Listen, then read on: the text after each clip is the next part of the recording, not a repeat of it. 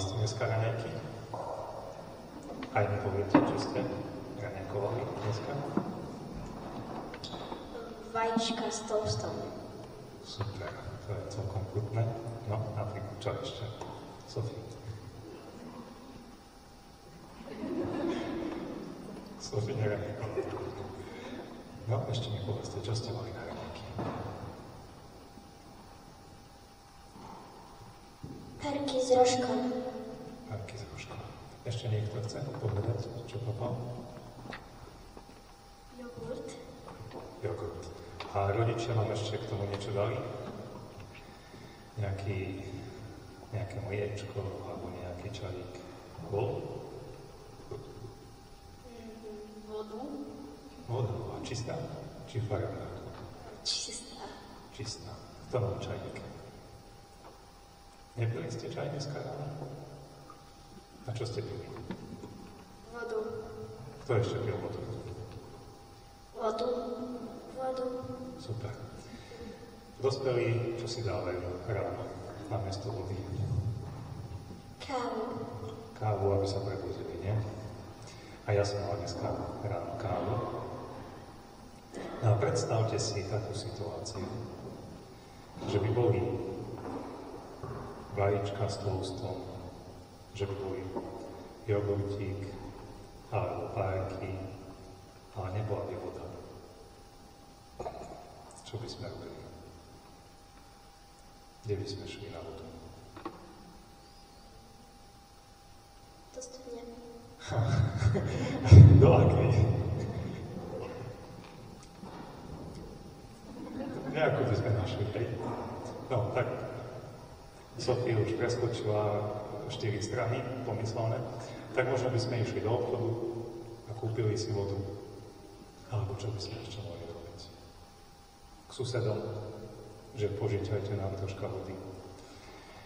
No, a viete mi aj povedať, ako tá voda, ktorú všetci potrebujeme.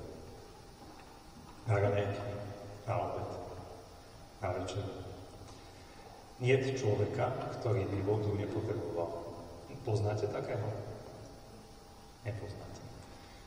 Keď pozeráte niekedy, dospelí pozerajú viac i menej, možno, ale aj pri športe ľudia potrebujú vodu. Keď idete na bicykel, tak si dáte čo?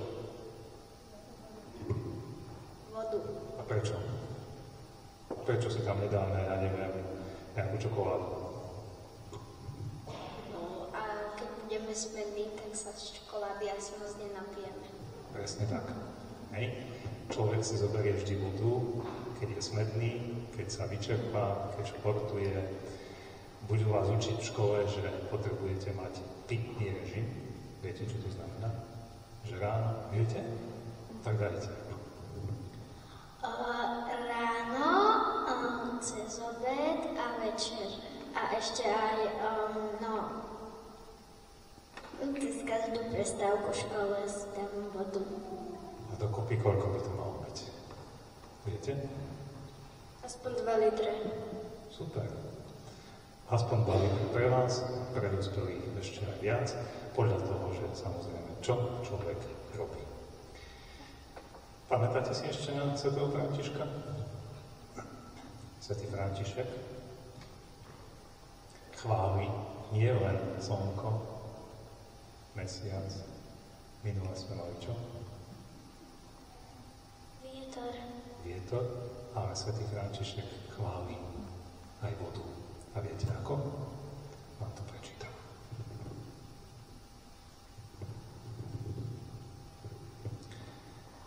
Buď pochválený, môj Pane, za sestru vodu, ktorá je veľmi užitočná, pokorná, vzácna a čistá. Nebudeme piť špinavú vodu, že chceme čistú. Chceme, aby tá voda bola zároveň pre všetkých a teda musíme si ju chrániť. Zvieratka potrebujú vodu, táto zem potrebuje vodu. A potrebujeme ju aj my. V čase Ježiša Krista ale nebol vodovod. že si pustili kohútik a voda netiekla. V čase Ježiša Krista si ľudia vodu nekupovali v obchode. Ale chodili, Sofie to už povedal, chodili po vodu. Do studne. A preto studňa bola pre nich veľmi, veľmi dôležitá a vzácna. Poznáme jeden príbeh z Svätého písma, ako sa chodilo po vodu.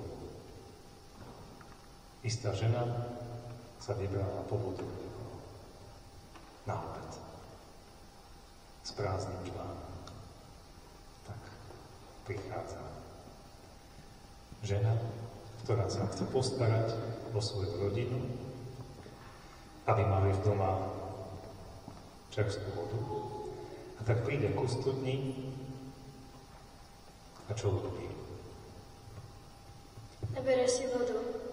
Naberie si vodu do krčahu,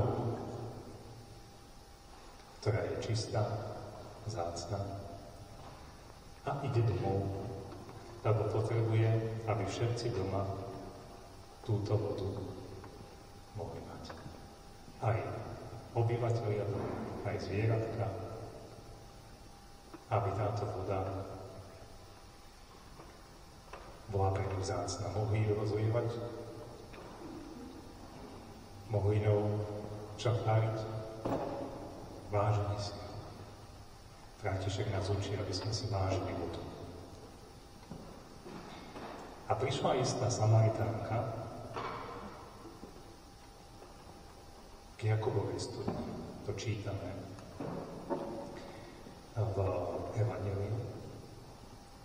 A chcete počuť, čo sa tam dialo? Stretla Ježiša pri tej Jakubovej studni.